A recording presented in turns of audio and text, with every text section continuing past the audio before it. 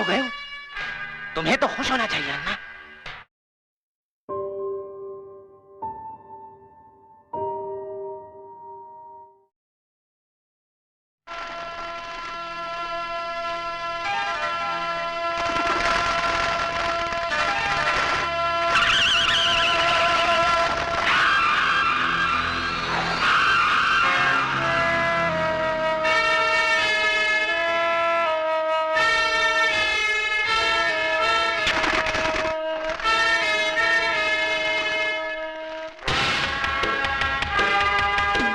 क्या बात है भजन सिंह जी, आज ना कोई सरकारी गाड़ी ना सिक्योरिटी। अन्ना, तुम जैसे लोगों के पास आना हो तो सबसे पहले सरकारी सुविधाएं हटानी पड़ती हैं, बिल्कुल उसी तरह जिस तरह नहाने से पहले कपड़े उतारने पड़ते हैं। हाँ, ये अलग बात है कि आप जैसे नेता लोग स्नान पानी से नहीं बल्कि खून से करते हैं। करना पड़ता है अन्ना। सियासत की देवी बलि लिए बिना खुश नहीं होती, और फिर ऊपर चढ़ने के लिए बहुत कुछ करना पड़ता है। चालाक नेता वही है जो अपने दामन में दाग लगने न दे। दाग लगेगा भी कैसे भजन सिंह जी? खून चाकू बेचने वाले पे नहीं बल्कि चाकू चलाने वाले के दामन पे लगता है। और इस काम के तुम बेताज बादशाह हो। एक कबूतर उड़ाना है अन्ना, जिसके 50 लाख रुपए एडवांस इस बैग में है और 50 लाख रुपए काम होने के बाद। भजन सिंह जी, एक कबूतर नहीं बल्कि ये कहो कि किसी बाज को उड़ाना है। बहुत समझदार हो गए अन्ना, लेकिन इस बार किसी पार्टी लीडर को नहीं बल्कि सीएम को उड़ाना है, ताकि उसकी गद्दी पर बैठने का मेरा ख्वाब पूरा हो। समझ लो कि आपका ख्वाब पूरा हो गया, क्योंकि अन्ना जिसके मौत का सुपारी लेता है फरिश्ते भी उसकी लाइफ की गारंटी छोड़ देते हैं। वरदान। हाँ साहब। शिवा से कहो कि अन्ना ने उसे याद किया है।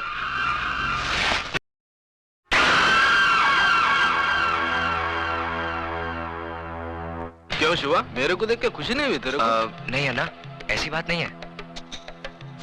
तो आ, अन्ना के गले लग जा। आजा मेरे बच्चे, शिवा आजा। हाँ हाँ हाँ, मेरे को बहुत खुशी हुई कि तूने घर बसा लिया, लेकिन मेरे को दुख भी हुआ कि तू अन्ना को भूल गया। चल कोई बात नहीं, अब मैं तेरे को लेने आया हूँ। अपना सामान बांध और मेरे साथ चल। नहीं अन्ना, अब ये मुमकिन नहीं। अब मैं तुम्हारे साथ नहीं चल सकती। मजाक करने की आदत गई नहीं तेरी? अरे अन्ना की दुनिया तो बहुत उदास है रे तेरे बगैर। चल वापस चल शिवा। मेरा नाम शिवा नहीं, अब अजय है।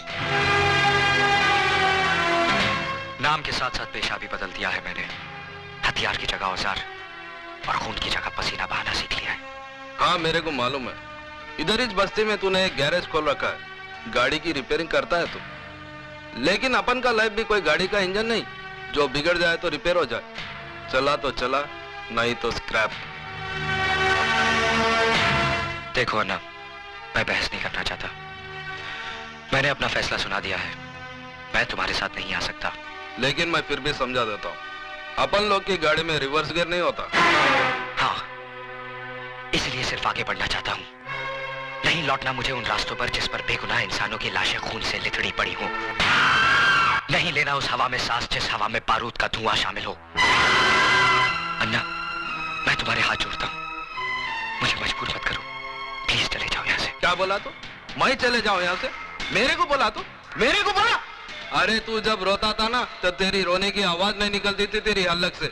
ऐसे मरेले हालत में कोई कचरे में फेंक के गया था तेरे को? मैं उठाया तेरे को, अन्ना उठा के पाला तेरे को।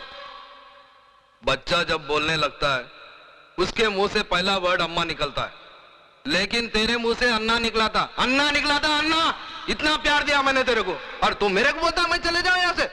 अरे 2 वक्त जोरू के हाथ का रोटी और 4 रात उसके साथ सोने को क्या मिल गया? अन्ना को बोल गया तू, अन्ना को।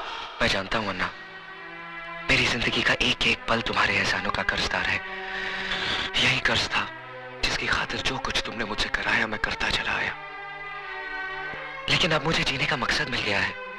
मैं जीना चाहता हूं अन्ना, एक नेक इंसान बनकर, अपनी खातिर, अपनी बीवी की खातिर। तो तू इसके लिए जीना चाहता है? याद कर शिवा, जिस आदमी के घर पे तूने पैसे भिजवाए थे वो कोई और नहीं, तेरे औरत का पहला मर्द था। अब तू जीना चाहे भी तो जी नहीं सकेगा, क्योंकि जिसके मांग में तूने सिंदूर भरा है ना, उसका मांग उजाड़ने वाला भी तू है। उसका पहला पति रवि मल्होत्रा का कातिल तू है। उसको विधवा बनाने वाला तू है, तू है, तू है।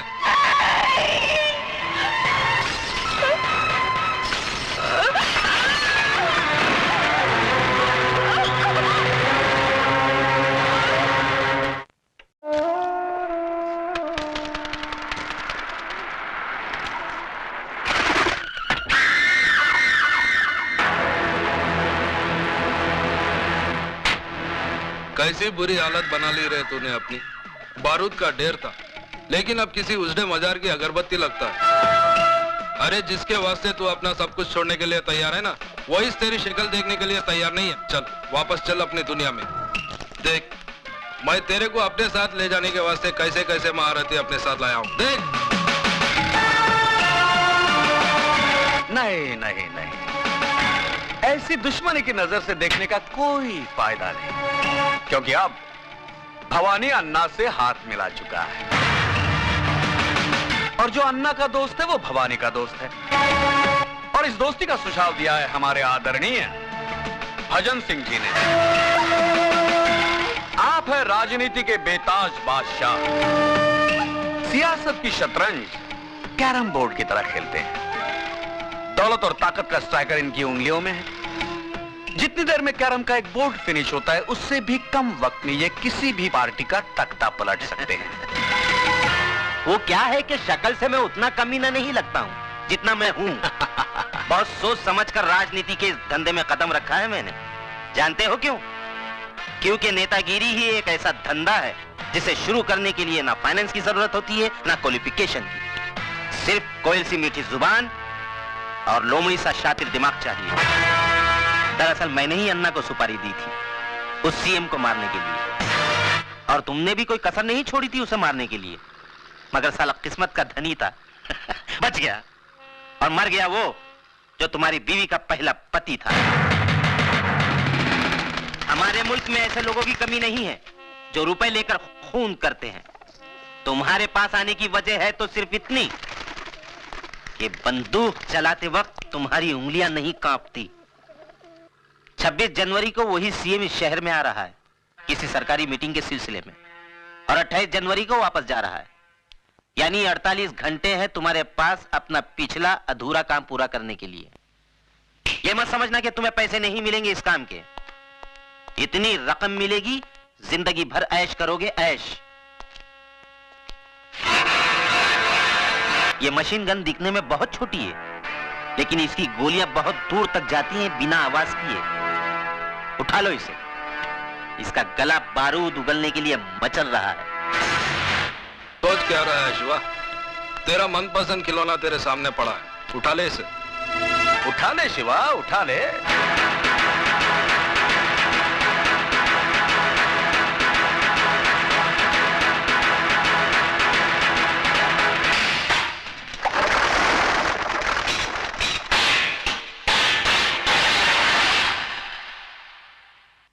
भजन सिंह, जब मैं चलना सीख रहा था तो अन्ना ने उंगली की जगह रिवॉल्वर की नाल थमाई थी मुझे। बड़ी मुश्किल से अपने हाथों से बारूद की बदबू धोई है मैंने। मुझे दोबारा हथियार उठाने पर मजबूर मत करना, वरना कैरम बोर्ड तुम्हारे सामने होगा, लेकिन स्ट्राइकर चलाने के लिए तुम्हारी हथेली पर उंगलियां नहीं रहेंगी।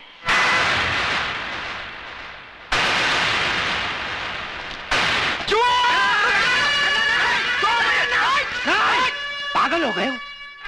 तुम्हें तो खुश होना चाहिए अन्ना, क्योंकि आज भी वही तेवर, वही जुनून, वही आग है उसमें। अब तुम देखना, मैं इस आग में अपनी राजनीतिक बुद्धि का तेल छिड़क कर इसे कैसे ज्वालामुखी बनाता हूं।